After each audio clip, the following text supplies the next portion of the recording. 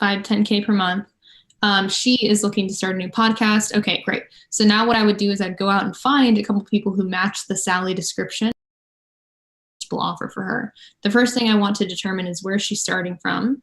So you alluded to that earlier. Maybe she's starting from already being financially successful to a certain degree, but to go forward and 10x her reach. So what are the main 4 milestones and things that Sally needs to understand and have it all in your offer for her? The first thing I want to determine is where she's starting from. So you alluded to that earlier. Maybe she's starting from already being financially successful to a certain degree, but to go forward and 10x her reach. So what are the main 4 milestones and things that Sally needs to understand and have it all, and you're looking to completely overhaul and transform every aspect of your life and your weight? You can't just start and then learn how to do 2 squats and then all of a sudden you're at your goal. There's obviously a timeline that you need to go through in order to achieve and understand each milestone. A lot of times that looks like nutrition, looks like exercise, looks like lifestyle and stress and sleep, looks like other things as well, hidden factors, tracking food maybe, things like that. So there are specific milestones that your client Sally needs to go through as well in order to understand and fully assimilate all this information. So do you have off the top of your head like 4 major milestones that she needs to achieve to accomplish this result? Yes. She needs equipment in order to put on a show. Okay. She needs to decide, do I want to do an interview style show or do I want to do a me teaching type of show? It can do both. Like you can get the same equipment. And then you need to decide on like the actual show itself. So like the branding of the show, the name of the show,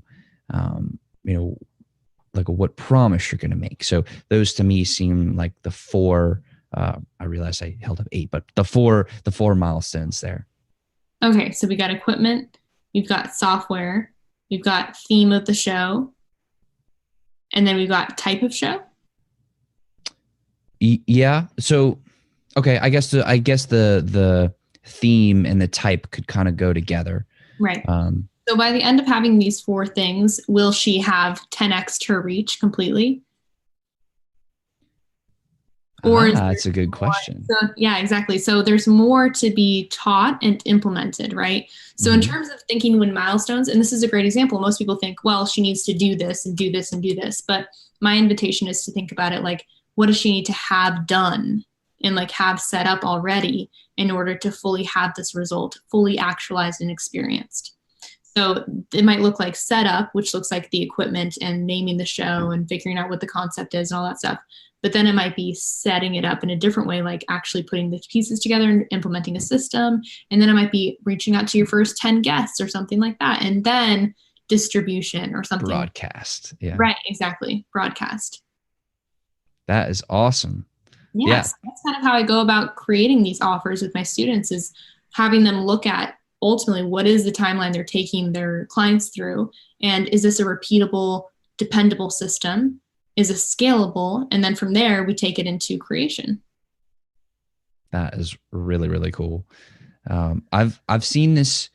The reason that I brought this up was because one of the people that I mentor, he's this kid. He's like almost 14, and he commented on one of my YouTube videos, and he's like, "Hey, I want to do what you do. I have no idea how to do it." And I'm like, all right, message me on Facebook. Let's go. Let's do it. And he had a show within like a month, and he's a rock star, total rock star. This kid's going to change the world. Within a month, he already had his own show, and he'd already interviewed like 5 guests. And now he's like 2.5 months in. He's already interviewed John Lee Dumas. He's already had him on a show. Like, that's so epic. So anyways, I know it's a total tangent, but like, yes, thank you for doing the case study. I think that's really, really powerful. Yeah, of course. And then of course you got to choose your pricing as well as part of it. So for your pricing, that's something that you could definitely discover inside of market research in terms of asking Sally, hey, what have you paid for in the past? What do you think this is worth for your business? And like, what would it mean if you got 2 clients per month from this and you sell it like 3K packages, I mean, you'd make your investment back for sure. So yeah, that's the final piece. Just wanted to add that in there because I think a lot of people get stuck on the pricing as well, thinking like, what's too much, what's too little. And my best advice for that is to experiment because you don't know what the market can bear. Sell it for more, and you can always negotiate a fair exchange of value if it ends up being not a good fit or something like that for a potential client. So no pressure. I want to know, right? Once you started implementing these high ticket offers and after 6 months, you got that first buyer. And then I believe you said the next 6 months, you took your business to 6 figures, which is just totally sweet. How did that feel? Like when you first started feeling like, or when you first started seeing like, this is working, like what I'm doing is working. I have money flowing into my business. Like, this is awesome. Like, how did you feel? What did you feel? Take us through that.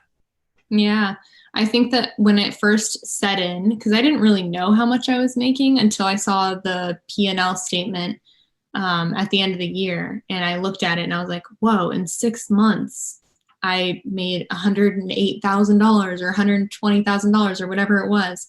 And I just remember like high-fiving my boyfriend and being like, fucking finally, like it's been so long and it's finally working. Like, thank goodness. Seriously, I was very much at the breaking point in a lot of ways where I was like, this needs to work. If this doesn't work, I don't know what the missing ingredient is. And so it was very exciting, but it was also very like, I felt like at the end of a marathon, like I just wanted to collapse because a lot of change about my business, you know, going from 0 to 6 figures is no small feat. And a lot needs to change about your mindset and the way that you set up your time and your business. So I also had a lot of like responsibilities to deal with at that time as well. So it wasn't like complete relief and joy. It wasn't like all of a sudden you have 100K deposited in your bank account. That was how much you made. And now you also have a team, you have clients to take care of, and you have responsibilities and promises. And there's just a lot more to take care of as opposed to just being a broke person who's just in their living room doing nothing and nobody knows about them. You know, there's not a whole lot of responsibility there. So yeah, that's kind of what I felt. I think I felt relief, but I also felt like, all right, now we're onto something. And now I know that I'm going in the right direction. What was your gut instinct once you had that feeling of like, all right, now we're onto something? Like, how did you ramp it up? How did you take that success and like take the like, hey, this is working really well for us. Let's do more interviews. And looking at just what was working for us for the agency for sure and doubling down on that. That was the biggest thing. And we didn't have to run any fancy funnels or anything like that to get more clients. But I will say the number one thing that we also doubled down on was client happiness. So that's always something that I've taken incredibly seriously. That seriousness towards client happiness definitely came from a people-pleasing thing for me in the beginning, but it evolved into this awareness that referrals come from happy clients, not just happy clients, but incredibly happy and grateful clients. And so what can we do to provide that level of service to them so that we never have to ask for another client again? They're just given to us by people who are so happy with what's provided. And so that was another big thing that we doubled down on, was making sure that our customer service was better and that everything that we were providing in terms of scale up to 7 figures as well. Now that you're here, what's next? What's next is sharing more of my message. So right now, all I have going for me right now is pretty much Instagram and an email list. That's how I'm keeping it simple right now. And I think that next, I'm really, really interested in taking everything onto YouTube and onto a podcast as well. So I am excited for that and to start sharing more about like my students as well, bringing them into the spotlight, giving them the microphone to talk about their experiences and things like that.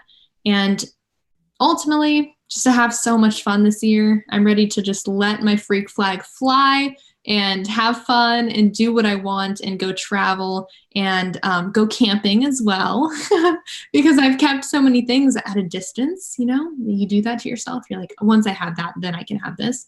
And I think this year I'm just going to break all the rules and just have what I want finally. before I quote unquote earn it. So what exactly are your plans? Like what are those? I mean, we talked about camping, but like what are those things that you actually want to do? Like cruises, music festivals? Is it just finding a beach and playing volleyball or basketball? Like what are those things? I definitely do want to actually go camping. That's like a big thing. I want to go camping in the Redwood Forest in California. I think that'd be so fun. I want to go to Big Sur in California, camp there. I definitely want to camp on the beach. Just a lot of camping is going on here, as you can tell, Ben. And then I also really, really want to do a live event for my students so I can meet them all in person and they can meet each other. That's a huge passion I have, is obviously real life connection and love. So I'm excited to get everyone in one room together and to see them all interact. And yeah, just more creation and creativity is really what I'm excited for. When you look ahead, like 20, 30, 40, 50 years down the road, what do you want other people to be saying about you? I think they're going to say a lot of different stuff depending on who they are. And that's not within my control, of course, but taking it into like what it's actually the answer to the question. I think I just want them to look back and know that they didn't have to be anything that they weren't around me, and that I unconditionally loved them. That's all I wish, is that when I, at the end of my life, like when I look back and I want people to, what I want them to remember about me is just that they could be themselves around me and that they felt totally loved and accepted. That's awesome. That is so awesome. Thanks. How do you judge depth of character? Depth of character. Interesting. I don't judge it. See, that goes against my unconditional love thing, Ben. I can't judge it. But I would say depth of character, I have no idea. I think that self-awareness is a good indicator. Like, how aware of themselves are they? Not in a self-conscious way, but in a way that aids them in moving forward in their life towards what they want and being more in alignment with what they want. I think that the more self-aware they are, I think that's a great indicator that someone has done the work inside and is on a good path for themselves. That's healthy. I think so too. I definitely agree with that. And, you know, we're talking about the path, and I think so too. I definitely agree with that. And, you know, we're talking about the path and awareness of that progressing as time goes on. I'm sure I have sometimes I need to talk about connection questions about literally what I'm saying, and you're listening and you're being curious about it. And I think that's the most authentic and genuine way to be connected to someone. And also realizing that we're all one as well, is just taking off the masks of who you think you have to be and who you think you should be and all those things, and just being like, hey, this is me. And if you don't like it, then, you know, we're not meant to connect because we can't meet each other there. But if you do like it, then hey, we're connected because this is actually who I am. And you don't have to put on a facade or anything like that. So I think that being curious about another person and also taking off your mask so that they can fully see you and be curious about you, that's the ingredients for an amazing connection. I love that you said that, because I feel like so many people struggle with taking off their own mask. And that is very, very concerning for me, because it seems like that's just going to isolate everybody. Because if you're putting on this map who you think you want to be around, and like you're putting forth all this effort, put on this mask, put on this facade, or create this facade, then not only is it very tiresome, and be vulnerable. When did you feel like, and maybe you've always felt like this, but when did you feel like you finally got rid of those masks and like fully embraced who you are? There's definitely still masks. I mean, there's so many layers. I'm like a human onion, and I think everyone's like a human onion, where there's like, oh, you think you're at the core, and then there's one more layer, and there's one more layer. And so I think that, like, compared to a year ago, I'm way more raw.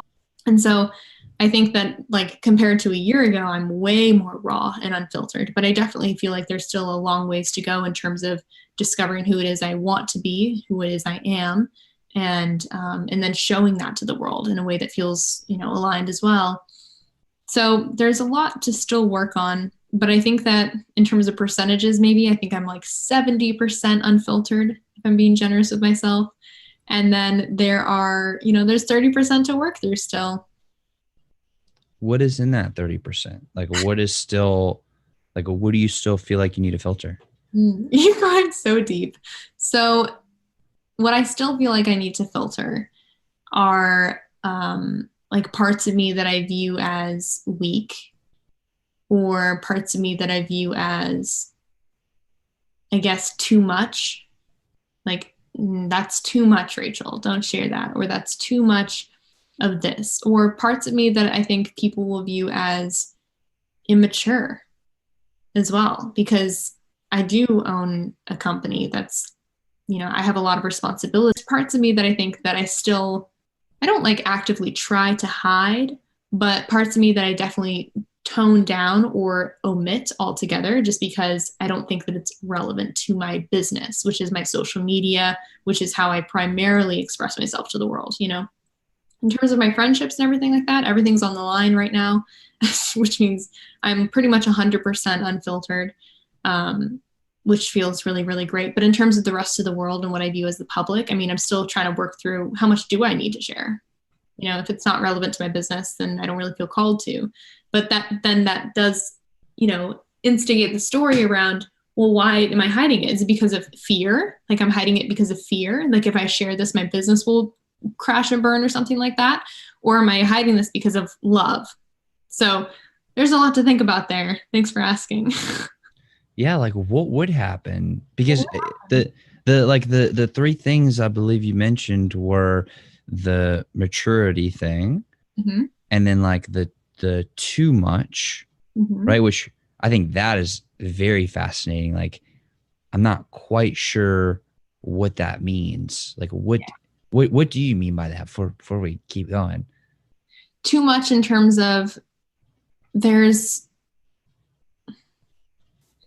always this line of like, if you're too much of whatever it is, there's going to be someone who's polarized and like, oh, I don't like the way that she laughs that loud, or I don't like that she's that enthusiastic, or I don't like that she's that, monotone, or anything. Like, too much in any direction, whether it's in your opinion really positive, really negative, or whatever, there's always someone who's going to be polarized by that and thinking, that's too much for me. And so staying in the middle and staying in this neutral zone is very tempting sometimes, especially for what I notice in my students. And even in the beginning of my journey, I wanted to just walk this line of not being too much of anything and just pleasing everyone. And since then, of course, I've gone off and I've been a little bit more of everything that I want to be more of. And then there's still like different levels of blockages that you can create for yourself by thinking about what other people are thinking of you. And yeah, so I think that part of it for me is just allowing myself that if it was a pure moment and I did laugh that loud, or if it was a pure moment and I did make that joke, or if it was a pure moment and it was just part of my life that I feel like I need to share in order for that to be authentic for me, I don't want to have to worry about if it's too much for someone who's not ultimately a good match for my business or who I am, right? So long story short, that's my answer. So I know I asked this before, but like, I'm so interested in like talking through this one. But flip side of that, if I were to lay it all on the line, I would have such a stronger community and I would have such a stronger connection to my audience and to my people, because like I said, like we were talking about before, there's no mask. So they would Are you coaching me right now? I'm not a coach, I promise. There would be no mask. So it would be an actual connection to who I really am. And yeah, thanks. I'm just asking the questions. You're really coming up with the answers here. Coach does. Well, I definitely think it takes a lot of courage to do that, and I think it is really difficult to be that vulnerable and to like lay it out on the line that much. I mean, like I go live and do these shows a lot, and it can be really, really scary to like fully just let it all out. And like, I totally struggle with that. You know, I'll be the first one to say. So, I think hats off to you for like actually being willing to talk about it and explore that. So thank you for being willing to go there. No problem. Thanks for taking me there, because I just have a lot to think about now, which is great. Well, Rachel, I want to thank you so much for coming on the show today and sharing everything that you have and being willing to go there and go to those places. With me, I just want to recognize you for the vulnerability and the courage that you mustered today. So thank you very much for doing that and being willing to go there. You totally rock. So thank you. You totally rock too. Thank you so much for having me. This was really, really fun and definitely one of my top favorite podcasts that I've done. So thanks. Yes. Awesome. And to everybody who is watching, listening, I super duper love y'all very, very much. And I'm so grateful that y'all would choose to share your very valuable time with us today. That it really means the world. And that's exactly why I do this. So thank you very much. Rachel, you want to wrap us up? Yeah. Have a great day, guys. Have a great life. Do what you want. Don't hide yourself. Don't hide that real self, guys. Take off the mask and keep listening to the podcast, because it's going to get good.